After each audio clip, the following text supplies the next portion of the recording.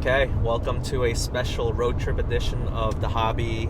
I'm so drained. The Card Diary by Hobby S. Thompson. I'm your host, Danny Cards. I am the wingman or the passenger of David, first time dealer. He has finally been on the other side of the table. We are on our drive back from the Greenville, North Carolina card show. It's my way to get my fix, my FOMO fix of not going to the National. We have the podcast mic set up here. Hopefully the audio is going to be okay. But let's just start with the post-show thoughts. David, go ahead. What did you think? It was interesting. It was a learning experience.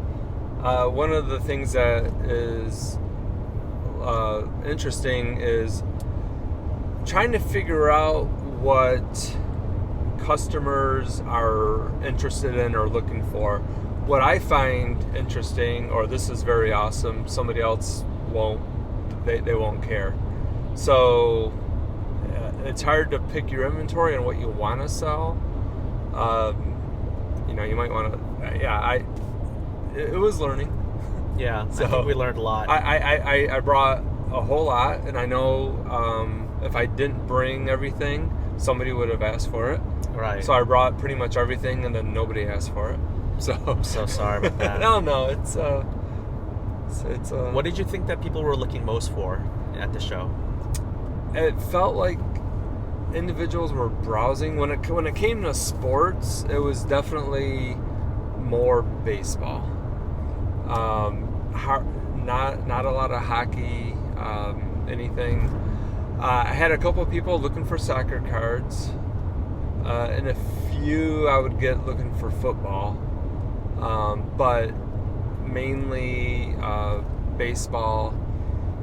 And then I had individuals looking for Houston, the Houston Astros cards, and New York Yankees cards and Boston cards. Gotcha. And when you say that's what people are looking for in sports, what do you mean? Were there non-sports people looking for non-sports cards too? No. One individual was a Pokemon. Right. I think he was TCG. Right. Right. But yeah, it was just it was pretty much all sports. Right. I didn't see much. Saw some people who have video games set up. Cartridges and console systems. I saw some people with pins, kind of tchotchke type of things. There was maybe only one or two or three tables. This was a 75 table show. Actually, I was told that I was number 76. They made a special 76 table show for me. Actually, I guess for both of us. So 75, 76. But we added. But it was in a great ballroom in the Hilton. Really nice venue. Really, high ceilings. This was not the basement of a Holiday Inn. Nothing against shows that do things like that, but this seemed like a very wide open. It wasn't crammed. The aisles were good, right? Yeah. The space, it was spacious. I've been to shows as a consumer, right. And it's cramped in between the rows when you're walking, and you got one person coming in your direction. So one of you somebody has to decide who's going to step aside. Right. So, this is not like a paid promotion or anything like that of the Greenville, North Carolina show, but I would say about 300 to 400 people rolled by. I was nonstop busy at my table.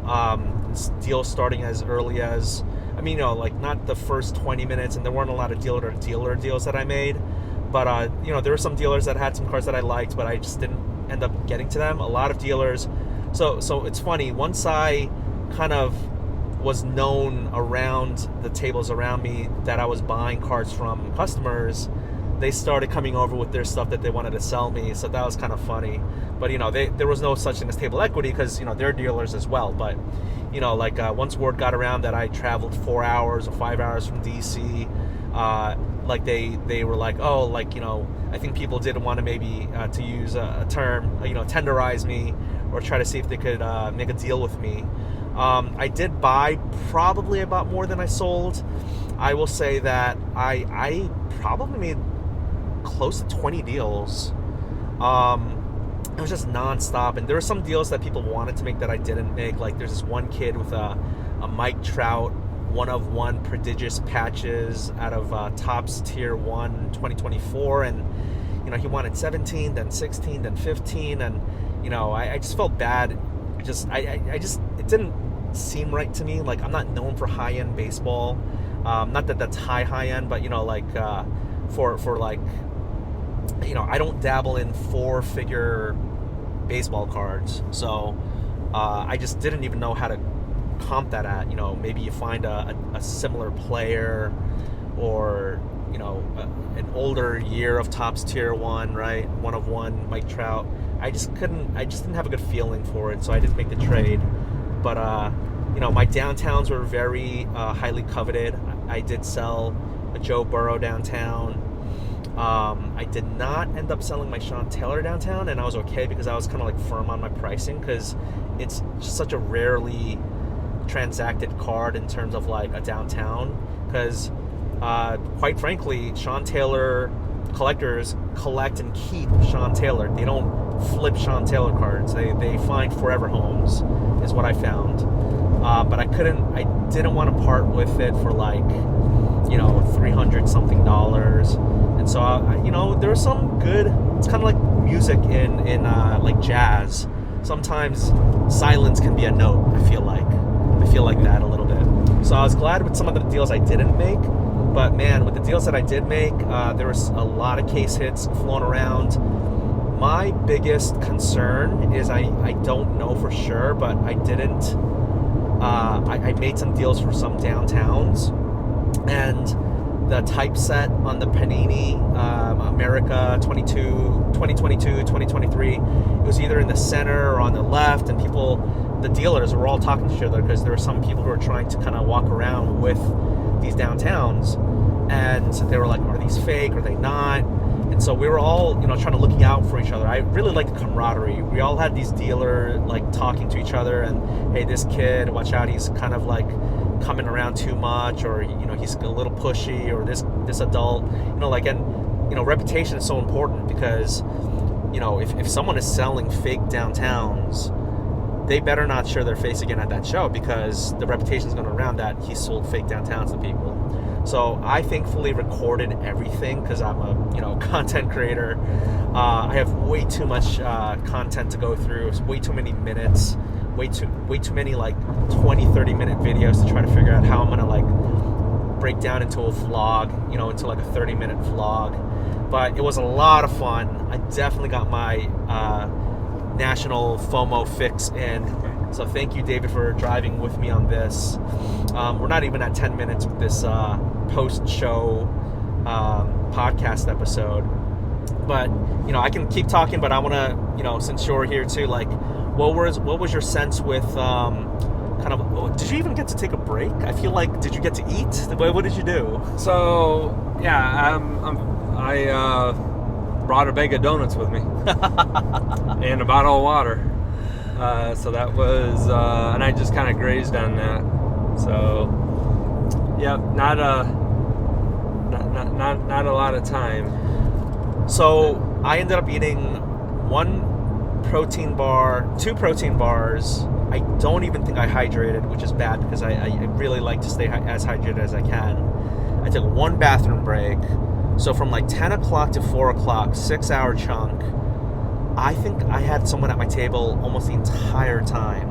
There were some times when I didn't, but when I didn't, someone who wanted to make a deal, like I had like, at one point there's like 3 or 4 people trying to make deals at the same time, and I was like, guys, I can't even do one deal, like just, focusing, because I'm not a quick dealer. There were some people who were a little bit impatient, who were like, well, I'm gonna walk, and I was like, that's totally fine. I just didn't want to feel rushed into making any deals. I definitely met some collector dealers. I met some people who were walking around for the show for the first time, for the 100th time. People who had cards that they wanted to, get, trade or sell, and do, there were definitely deals where I had to put some cash into the deal to make it work, and definitely people who made cash, who gave me cash to make the deal work. I ended up not doing any coin flips, which is fine, but there were 2 or 3 people who wanted to do coin flip. It just, the numbers just didn't work out.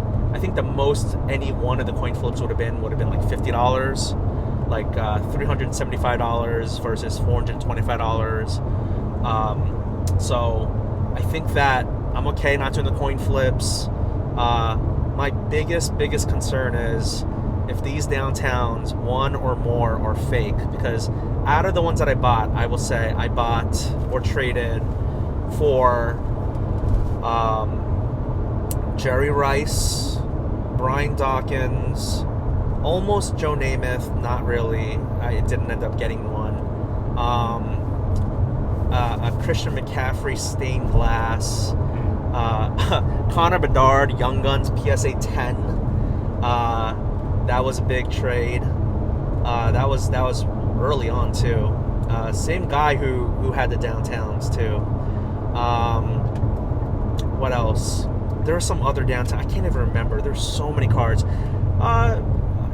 Just 2 or 3 people who bought from the value bin, but I was glad to get rid of those cards. I worked with people. You know, I definitely had people who wanted some,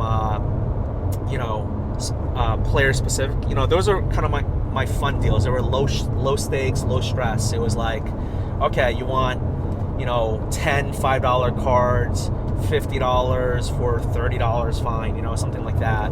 So I had some people who did that. One person bought top loaders off of me. So that was a nice little, but table fees $45, gas, I mean, we split that, hotel, all that. So all of that, combined, my costs probably were going to be in the 120, 130, and then the time away from the family and driving, that takes a toll for sure. But I would say this was a really productive, good show. I had a lot of fun. Did you have fun?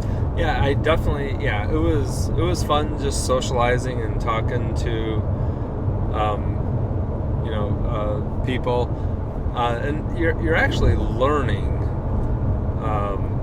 learning about new upcoming players. Yeah. You might have some prospect cards that you're like, oh, who's this guy, and throw it in a box. Yeah. And then you have individuals at the show asking for, hey, do you have so-and-so? I'm like, who is that? Yeah. You're like, oh, well, it's an upcoming prospect who's super hot. And I'm like, oh, hold on, let me write this name down, because I got to go home and check through my inventory and see, I could have an auto of that individual sitting in a, somewhere. Oh yeah, let's talk about the first sale you ever made though. Was to me, right? It was the LeBron James Time Machine Tops Now, where he recreated the famous, in a white suit.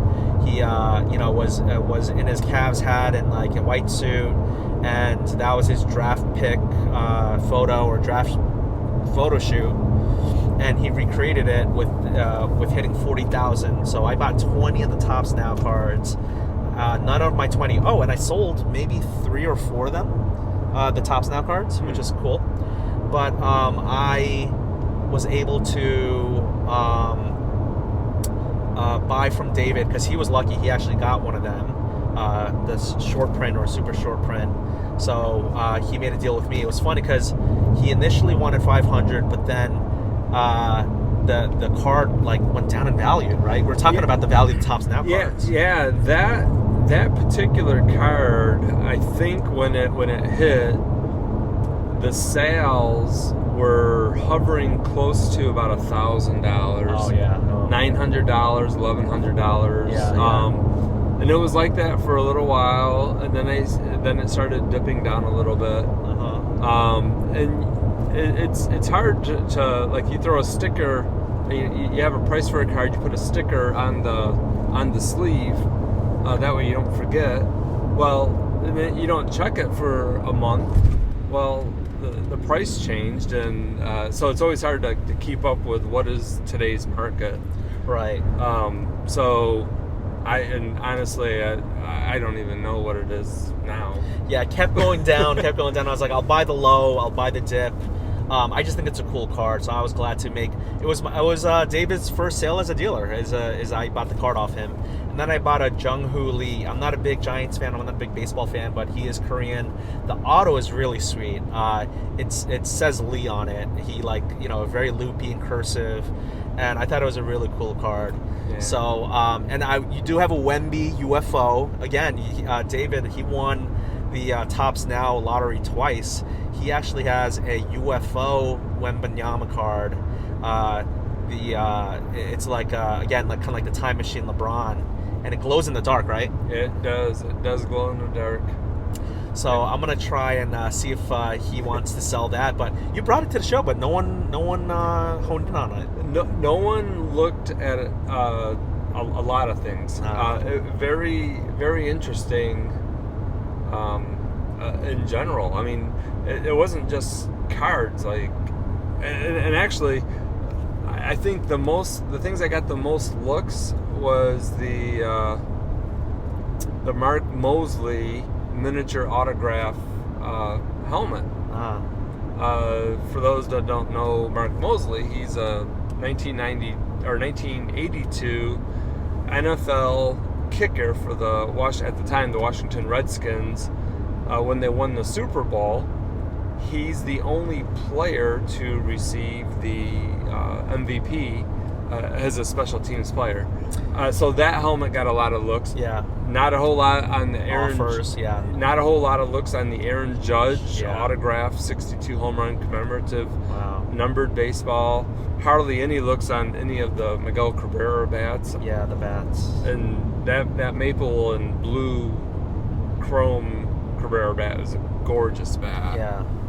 I was told that this was baseball heavy. I thought a lot of people did ask for baseball. I did have some cheap auto sales of baseball.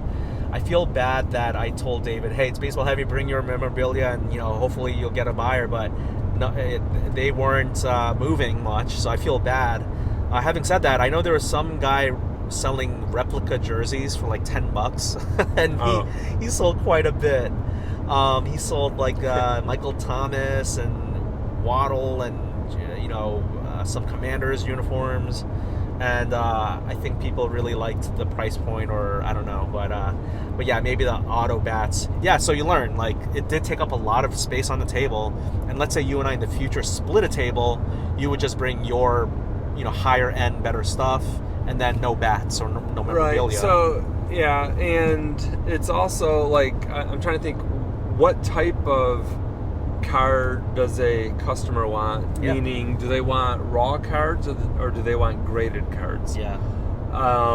Because to me, I'm thinking especially with kids, $1 for a base card, or a couple dollars for some sort of aqua ice, Bowman. Yeah. Nothing too fancy, but it's $2 or $3 raw. You have it graded.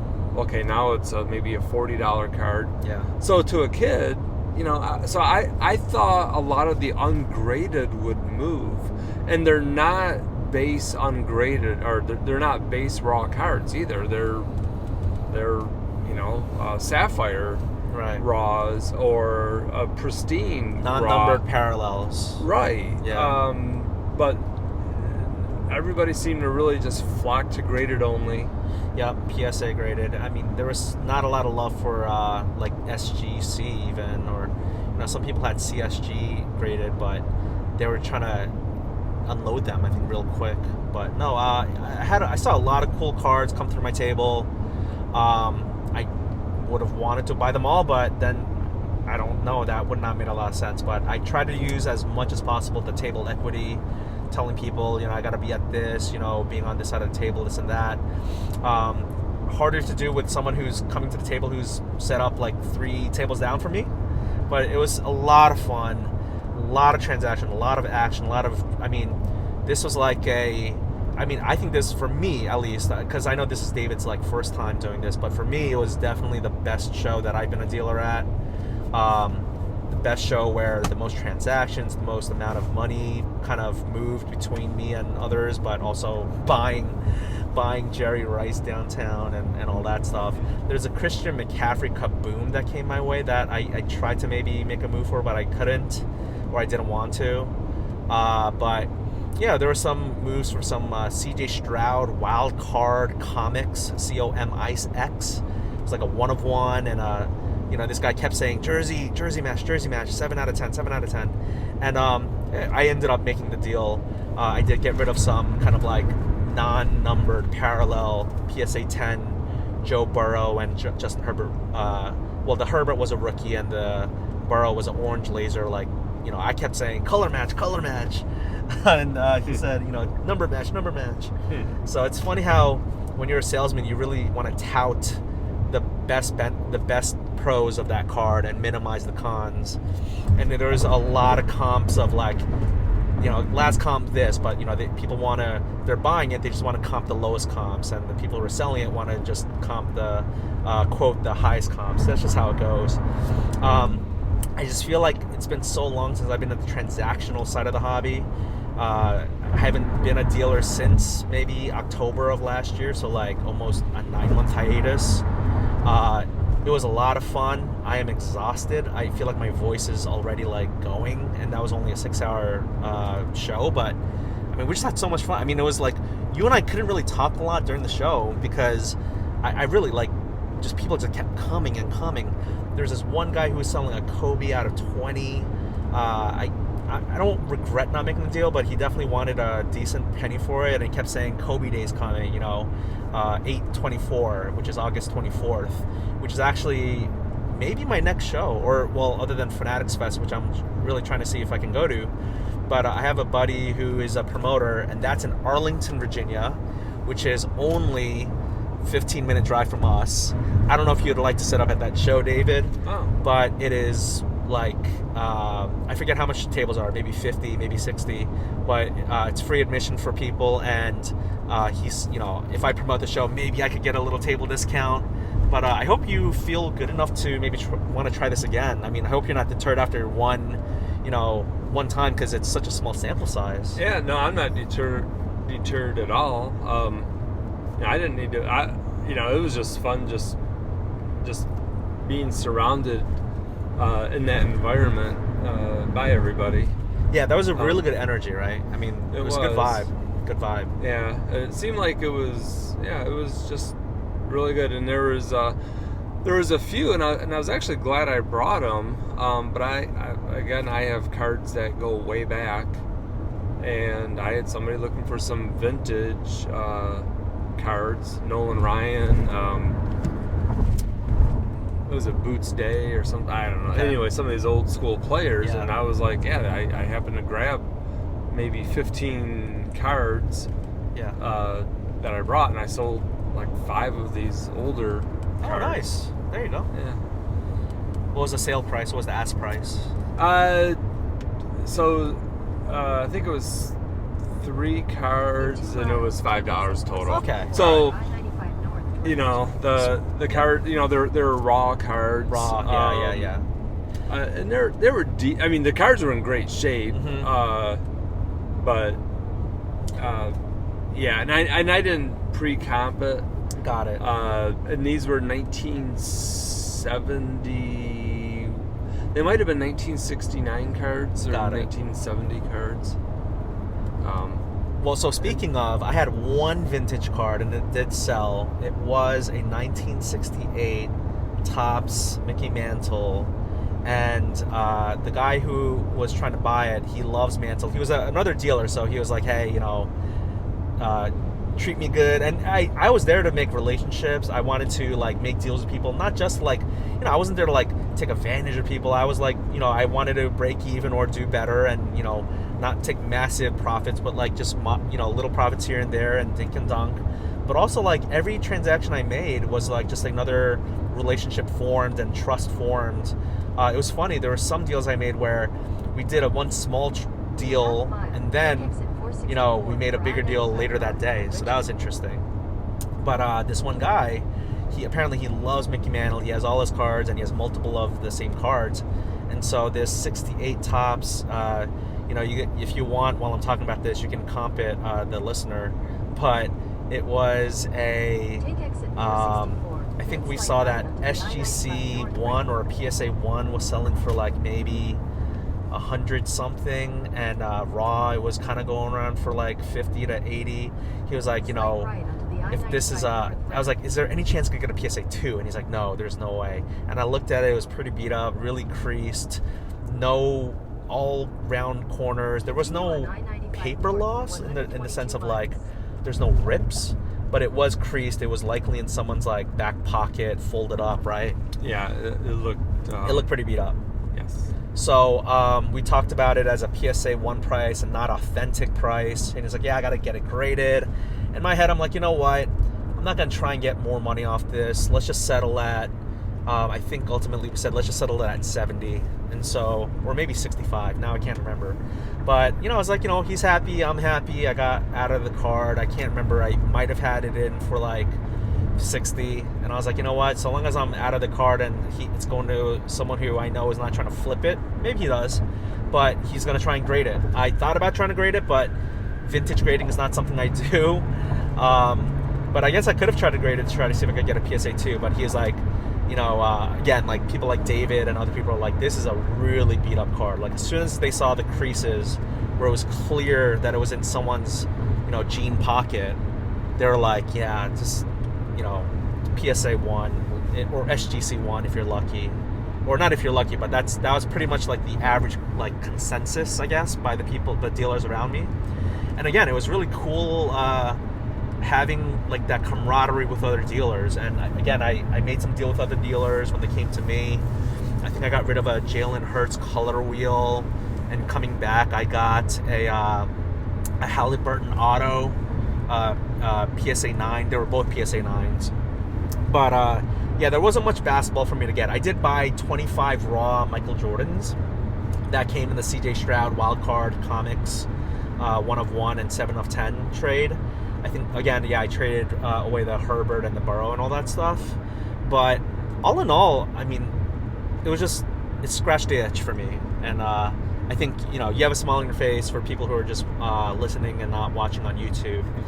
David is, he's happy. I do feel like you have the itch to do it again. And like, I know you said this won't be your last time, but like, are you like, I can't wait till, I don't know, Arlington or something like that? Yeah.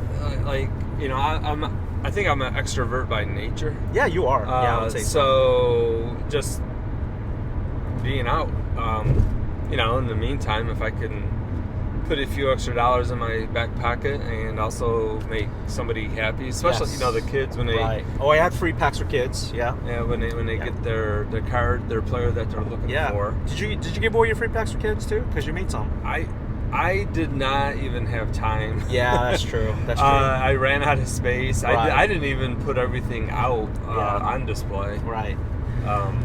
But yeah, let's do it again. The road trip next time will just be 15 minutes. Actually, we don't even have to like road trip together because it's we don't have to like carpool. Don't have to get a hotel. I would love to do a future road trip or like a car show that I fly to. My next ones I'm thinking about.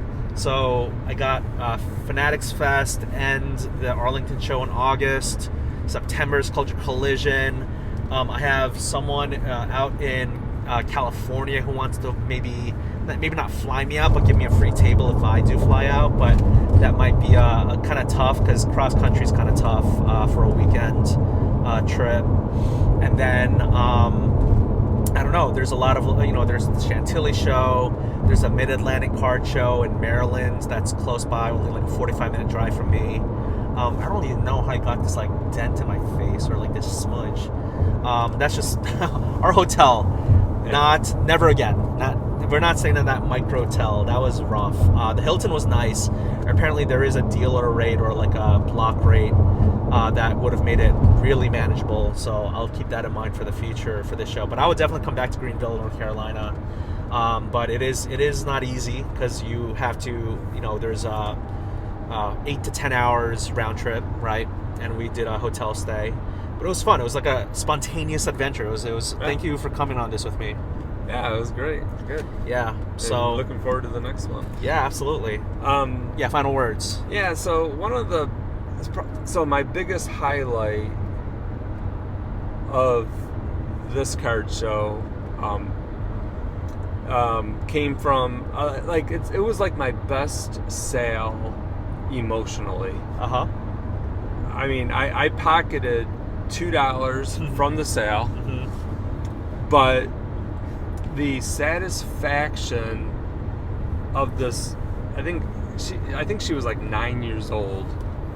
This girl that the Jeter, right? Yeah. She is a massive Yankee fan, specifically Aaron Judge and Derek Jeter, and she was, and I have got a lot of Jeter cards, which she absolutely loved, and a lot of Judge cards. So she was at my table for quite a while.